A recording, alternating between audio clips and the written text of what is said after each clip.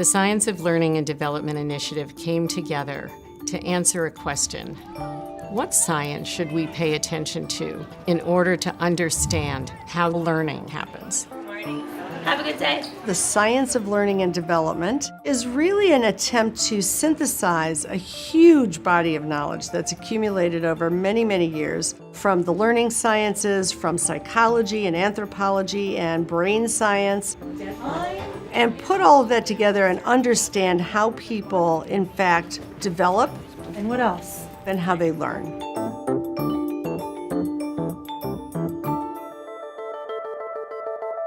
There are a few core principles that define all of human development. The first is malleability, the unique property of the brain to change in response to relationships and experiences. Neural tissue is the most susceptible to change of any tissue in the human body. When children are born, their brains are not fully developed. The development of the brain actually continues into young adulthood. It is relationships and experiences that drive the development of the brain. If children have the experience of adversity, they will have uneven development of foundational skills, like self-regulation, relationship skills, that are prerequisites for more complex skills, like perseverance and self-direction. These are the children who are at risk to fall further and further behind. But what's most interesting is that a child can become a productive and engaged learner from any developmental starting point as long as we intentionally build those skills. Turn to your table group and discuss this. Come up with a statement. When we're able to combine social, emotional, affective, and cognitive development together, we are creating many, many more interconnections in the developing brain that enable children to accelerate learning and development. We got this, guys! We got this! As educators, we have an extraordinary opportunity to shape the developing brains of children and to create that kind of stimulus that drives the integration of the brain. Life isn't all about going at it alone.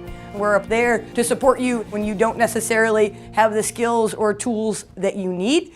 The Science of Learning and Development tells us that school needs to organize for strong relationships. You look pretty, Miss Turner. Thank you, baby. When a strong relationship exists with a teacher, with a mentor, with an advisor, with a school administrator, it actually can reverse the effects of adverse experiences. Children are amazingly resilient if they get that opportunity for attachment, for comfort, and for problem solving with a caring adult.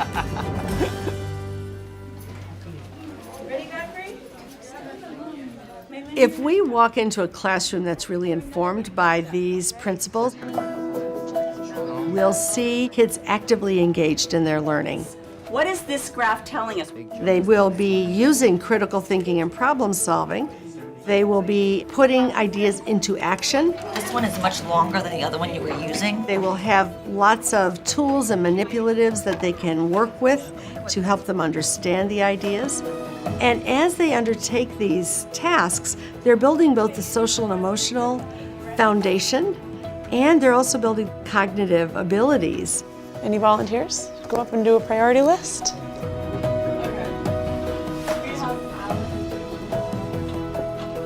These are all skills that can be taught. These are as important as learning your ABCs and your arithmetic facts. It's 80, so it has to be 100. Nice. And so it's important to understand that even though somebody says something you might disagree with, everybody's contributing to this shared dialogue in this safe space. Please write down the DLT today.